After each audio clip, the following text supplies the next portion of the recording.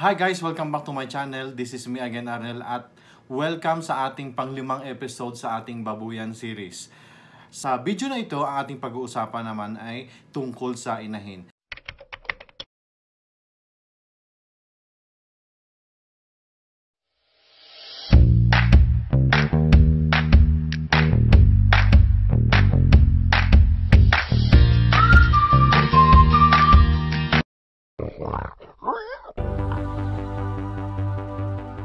So, paano nga ba kinukwenta o nalalaman ang kinita ng isang inahin? Sa aking senaryo o sa aming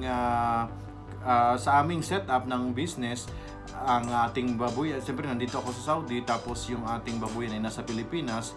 So, ang ginawa ko, mayroon sila dong form, yung taga-pag-alaga doon, may form siya ng ina-update weekly, tapos sinesend sa akin every Thursday, tapos Friday, binubuo ko yung aking report.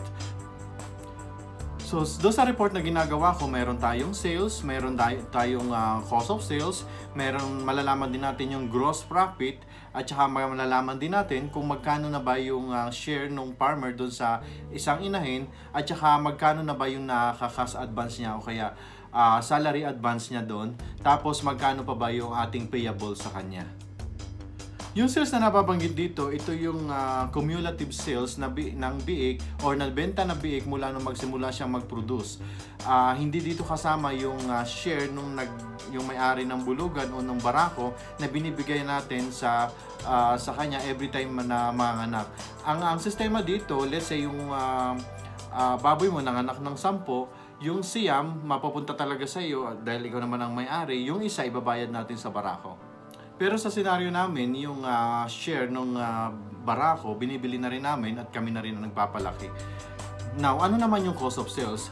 Yung cost of sales, ito yung cost ng inahin, yung cost ng feeds na kinakain na ng inahin, at saka mga medicines and others. Okay, isa-isahin natin. Doon sa inahinin mismo, mayroon tayong dalawang sistema. Yung isa ay binibili natin sa labas, nang dumalaga na, at saka meron yung isa naman ay yung tayo ang nagpapalaki mula sa pagkabiik hanggang sa magdumalaga. Yung binibili natin ng dumalaga naman, napakadaling record dahil kung ano yung binayad natin doon sa nagbenta sa atin, yun na magiging cost ng inahin. Samantalang kung tayo nagpalaki, ang gagawin naman natin, ititimbangin natin kung dumalaga na siya at parang bibilhin din natin base sa market price. Pero wala naman tayong perang inilalabas dahil record to record lang naman yung ginagawa. Offsetting lang. Okay, tungkol naman dun sa feeds, yung feeds na naka-record dito ay simula yan nung bilhin natin yung dumalaga. Doon lang magsisimula yung feeds cost. Dahil wala naman tayong pakialam na kung paano lumaki o paano pinalaki yung ating inahin. Ang importante nung mapapunta sa atin yung inahin, dun lang nagsisimula yung ating feeds cost. Ganon din naman sa medicine. Mula nung bilhin natin yung dumalaga, kung kailangan natin paturukan ng mga vitamins or mga antibiotics, doon lang tayo magre-record ng medicines cost. Pero sa aming scenario, usually kapag nanganak lang siya, may antibiotic at saka yung mga piglets, habang hindi pa nawawala, pinapaturukan natin ng antibiotic, ng vitamins para lumakas yung katawan. Part pa rin yun ng cost na ating pinag-uusapan ngayon. Ano naman yung posible dun sa others or yung iba pang gastusin? Posible dyan na mapalagay yung tubig, kung malaki yung gastusin mo sa tubig, kuryente, at saka yung mga iba pang maintenance cost. Pero sa case ko, hindi ko na isinasama yan dito sa pagkwenta ng gastos sa inahin. Isinasama ko lang na lang yung sa farm cost. Dahil para sa akin, napakaliit naman na halaga yun para isama ko pa dito. Tulad ng tubig, wala kaming gastos doon kasi mayroon kaming poso.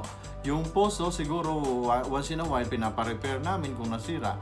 Pero napakadalang nun. Yung electricity naman, napakaliit din dahil isa lang naman yung aming ilaw doon at sakop na lahat halos ng aming babuyan dahil centralized yung ginawa namin.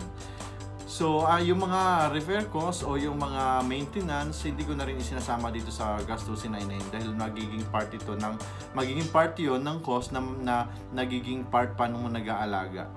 Pero of course, sa financial statements na ating babuyan, kasama lahat ng cost na yun para malaman natin ang true income ng ating business. So yung accumulated sales mo, ibawas mo yung accumulated cost ng ating inahin, makukuha natin ang gross profit. Cumulative yan hanggat hindi natin ibinebenta yung ating inahin or hanggat hindi natin i-dispose mismo yung inahin. So tuloy-tuloy ang pag-record natin to medyo long term. Siguro mga 2 to 3 years tumatagal ang isang recording na to. Ngayon, pag nakuha mo na yung gross profit, hahatiin mo na ngayon sa dalawa. Ang 50% mapupunta dun sa farm income at yung 50% ang mapupunta dun sa nag-aalaga or dun sa farmer.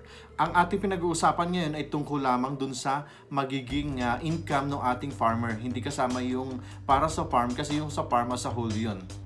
So ngayon na-compute mo na ang accumulated share ng ating farmer, ibabawas mo naman yung kanyang accumulated salary advance. Ano naman yung salary advance? Mula nung magsimula yung pag-aalaga niya sa inahin na yun, nakakatanggap siya ng 500 per month. Yung 500 more per month, bali yan lumalabas na salary advance kasi yung inahin, magtatagal siya ng 2 to 3 years. And yung effort ng ating nag-aalaga, kailangan makompensate monthly. So nagbibigay tayo ng 500 monthly, iniipon din natin yan, accumulated yan.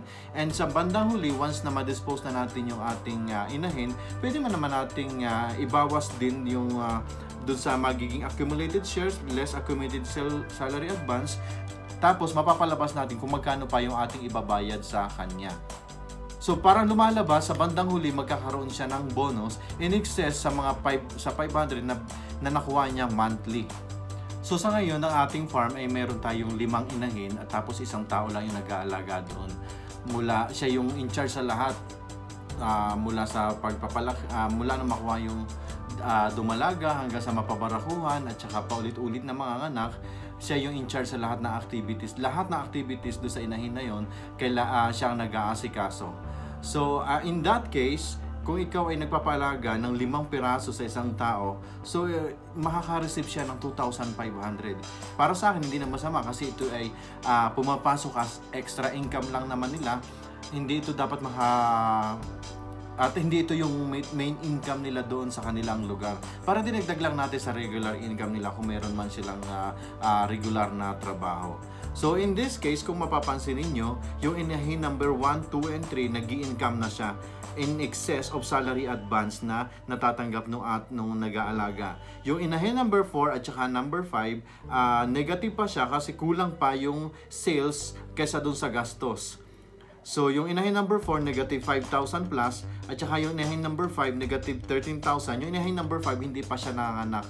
And sa ngayon, nanganak na siya pero hindi pa naihiwalay, kaya wala pa siya sa record. So, all in all, meron na tayong negative 5,000.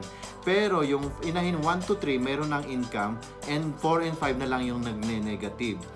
Ngayon, once na may benta na, let's say in the future, yung inahin number 1, nabenta na dispose na natin, at yung total ay nag-positive na, ang ating pwedeng ibigay doon sa nag-aalaga ay kung magkano lang yung naging positive based sa total. Hindi doon based sa inahin number 1 kung magkano man yung naging income yan. Dahil kailangan nating mag-base doon sa overall income ng inahin. Siguro magiging tanong mo ngayon, paano kung nag-resign o gusto nang umalis na nag-aalaga ng iyong inahin? Papaano na yung salary advance? Una-una, wag mo nang pag-isipan yung salary advance, ipasok mo na lang siya sa cost ng inahin.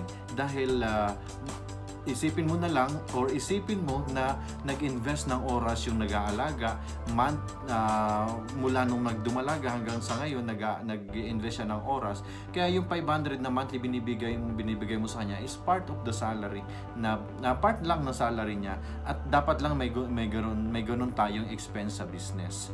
And siguro may papayo ko lang sa iyo, mula't simula na mag-alaga ka ng inahin, kailangan maipaliwanag mo doon sa iyong tao o doon sa mag-aalaga kung ano ba ang ating mechanics, paano ba siya kikita, at tapos bigyan mo siya ng time para makapag-isip, para maging malinaw ang lahat.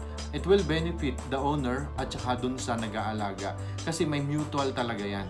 At ang ating payong pangkabuhayan ngayon ay tungkol sa ating puhunan pa rin, or paano mag-segment ng business. Kasi sa aking karanasan, meron tayong palakihin at saka meron din tayong inahin. Pero ang maipapayo ko sa iyo, kung wala kang sapat na puhunan na mag-expand ng isa pang segment, huwag mo munang ituloy. Dahil ito ay nangailangan din ng puhunan at hindi mo kailangan galawin ang puhunan ng isa mong business. Ang sinasabi ko lang, kung ikaw ay nasa palakihin at wala ka pang ekstrang puhunan para doon sa mga inahinin, doon ka na lang muna sa palakihin, doon ka muna mag-concentrate. Kapag malago na o malaki na yung iyong palakihin, tsaka ka mag-segment sa iyong inahinin. Dahil kung nakita mo, napansin mo sa record natin, yung 5 inahin, gumastos na tayo ng 150,000 and until ngayon, nag-negative pa rin siya. Ibig sabihin, yung pinuhunan ko na 150,000, nandoon pa rin sa inahin. Kaya kung ikaw ay walang sapat na puhunan, dun ka muna sa iyong original na negosyo. Let's say kung sa palakihin, dun ka muna. At pag mayroon ka ng sapat na puhunan, tsaka ka mag-segment sa inahinin. Okay? So yun, dahan-dahan lang, hindi naman natin mapapalago ang negosyo sa isang tulugan. It takes time. Actually, yung ibang mga negosyo, 3 to 5 years bago sila mag-positive. Ibig sabihin, during that time, 3 years, talagang continuous ang investment sa business. Hindi yan nakukuha ng pagkagising mo kinabukasan para kang nanalo sa loto, biglang nanganak lahat ng baboy mo o kaya sabay-sabay silang lumaki sa isang araw. Hindi ganon. Mayroon siyang proseso at medyo matagal ang proseso. Okay? Maraming salamat sa panonood ng aking video dito sa channel na to. Kung ikaw ay bago dito, please consider to subscribe at saka balikan mo yung 4 na naunang video para kahit pa paano magkaroon ka ng idea, lalo na kung may plano kang magsimula ng business, kung isa kang OFW, gusto mo magsimula ng business ng babuyan, kahit pa paano makakakuha ka ng tip.